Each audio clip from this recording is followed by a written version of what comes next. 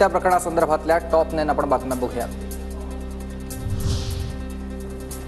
बीड खंडणी प्रकरणामध्ये आवादा कंपनीकडे खंडणी मागितल्याचा त्याच दिवशीचा सीसीटीव्ही समोर आला आणि व्हिडिओमध्ये वाल्मिक कराड आणि विष्णू चाटेसह खंडणी आणि संतोष देशमुख हत्या प्रकरणामधले सर्व आरोपी एकत्र होते। सदर सीसीटीव्हीमधून आकाशसह सर्व आरोपींचा खंडणीशी संबंध असल्याचं स्पष्ट होत आहे। आता सोबत असलेले पोलीस निरीक्षक राजेश पाटील यांनाही सहआरोपी करा, आमदार सुरेश धस यांची मागणी आहे। आतापर्यंतच्या तपासामध्ये आवादा कंपनीबाबतची माहिती समोर का आली नाही?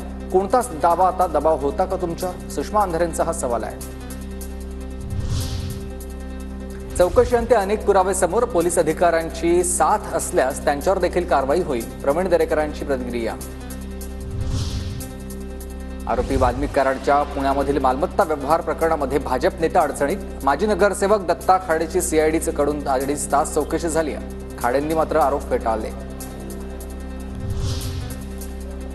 परळीच्या तहसील कार्यालयासमोर 22 ऑक्टोबर 2023ला महादेव मुंडेंची हत्या झाली होती। या प्रकरणामधील एकूण 6 आरोपी आकाच्या मुलासोबत फिरतात, सुरेश धस यांचा आरोप आहे। दत्तात्रय मुंडे गाव कनेरवाडी याचा खून झाला दिनांक 22 ऑक्टोबर 2023ला। 6 आरोपी आहेत अद्यापर्यंत आणि हे 6च्या 6 आरोपी आकाच्या मुलाच्या इर्द गिर्द भटकताना दिसत आहेत।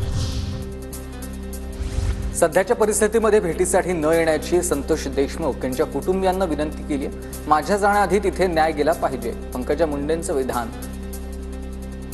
मला विनंती केली की ताई तुम्ही इथे येऊ नये, इथली परिस्थिती वेगळी आहे, आमच्या हातात नाही। आता त्यांची परवानगी घेऊन जाईन असं मी आधीच जाहीर केलेलं आहे। माझ्या जाण्यापेक्षा माझ्या जाण्याच्या आधी न्याय तिथे गेला पाहिजे। वाल्मिक कराड प्रकरणामध्ये माजी नगरसेवक दत्ता खाडेंची सीआयडी चौकशी, पुण्यामधील मालमत्ता व्यवहारामध्ये खाडेंनी मध्यस्थी केल्याचा आरोप आहे। दत्ता खाडेंनी मात्र आरोप फेटाळले। मध्यस्थी केली म्हणजे काय? मला माहिती नाही त्यांनी तिथं कधी प्रॉपर्टी घेतली किंवा काहीच माहीत नाही। माझा या प्रकरणाशी कुठलाही संबंध नाही। वाल्मिक कराडचा मुलगा सुशील कराडला दिलासा, सुशील कराड विरोधामधील सोलापूरमध्ये गुन्हा दाखल करता येणार नाही। सोलापूर जिल्हा सत्र न्यायालयाचे आदेश आहेत। या प्रकरणी बीडमध्ये दाद मागा याचिकाकर्त्याला सूचना करण्यात आलेल्या आहेत। ट्रेडिंग कंपनीच्या मॅनेजरला धमकी दिल्याचा सुशीलवर आरोप होता।